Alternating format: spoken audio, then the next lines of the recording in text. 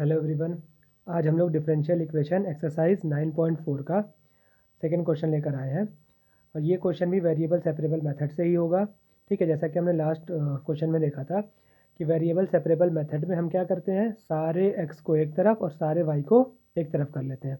इसका मतलब ये है कि सारे वाई जो हैं वाई के फंक्शन डी वाई की तरफ होंगे और सारे एक्स के फंक्शन डी एक्स की तरफ होंगे। ठीक है, तो यहाँ भी वही होगा। चलिए देखते हैं। हमारे पास D Y by D X is equals to √4 minus Y square है। तो इसमें हम इंटू 1 कर लेंगे तो कोई फ़र्क नहीं पड़ेगा, इक्वेशन वैसी की वैसी ही रहेगी। अब क्योंकि यहाँ पे डी वाई है तो इस वाले फंक्शन को डी वाई की तरफ होना चाहिए, क्योंकि वेरिएबल सेपरेबल मेथड कर रहे हैं तो सारे वाई एक तरफ होने चाहिए। तो यहाँ पे डी वाई है तो इस वाले फंक्शन को हम क्या करेंगे, इस तरफ भेज देंगे। तो यहाँ पे जो आएगा d y upon √4 minus Y square. ठीक है, इस वाले फंक्शन को यहाँ ये मल्टीप्लाई में था तो ये वाला फंक्शन जब इधर आया तो डिवाइड में हो गया, और यहाँ पे dx डिवाइड में था तो हम इसको उधर भेज देंगे तो dx उधर जाएगा तो मल्टीप्लाई में हो जाएगा और 1 से मल्टीप्लाई होगा तो ये हो जाएगा dx।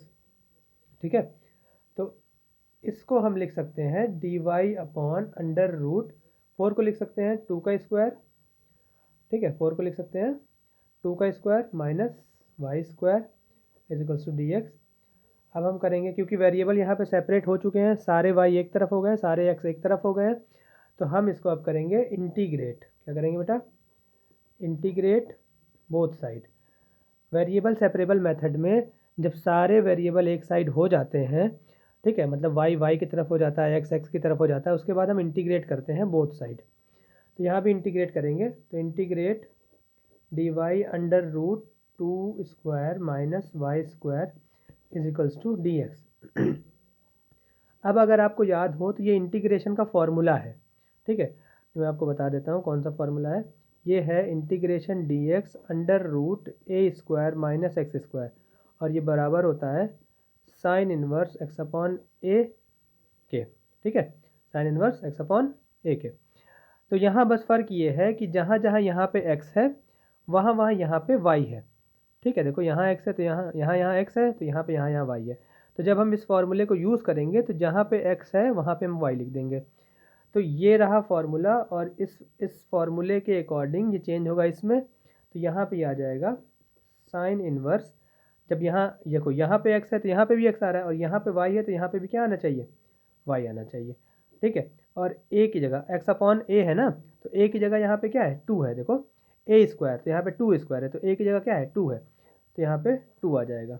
ठीक है, इज इक्वल्स टू, अब इधर भी इंटीग्रेशन होगा, इंटीग्रेशन dx का भी हो जाएगा। तो d, क्योंकि बोथ साइड इंटीग्रेट किया ना, तो dx का जब इंटीग्रेशन होगा तो यहाँ पे x आ जाएगा और प्लस c आ जाएगा।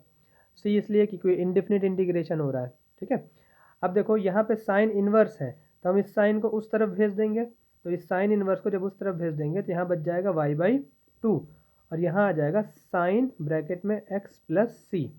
साइन इनवर्स था उधर गया तो साइन बन गया, और ये पूरा उसके ब्रैकेट में चला गया। ठीक है, अब देखो 2 यहाँ डिवाइड में उधर भेज देंगे तो 2 क्या हो जाएगा, मल्टीप्लाई में हो जाएगा। तो 2 साइन x प्लस सी, ये आपका क्या है, आंसर है, ये आपका आंसर है। ठीक है, आई होप आपको समझ में आया होगा। अगर कोई डाउट होगा तो आप मुझसे पूछ लीजिएगा। आपको इंटीग्रेशन के फॉर्मूले याद होने चाहिए अगर आप डिफरेंशियल इक्वेशन कर रहे हैं तो। ठीक है, ओके, गुड बाय।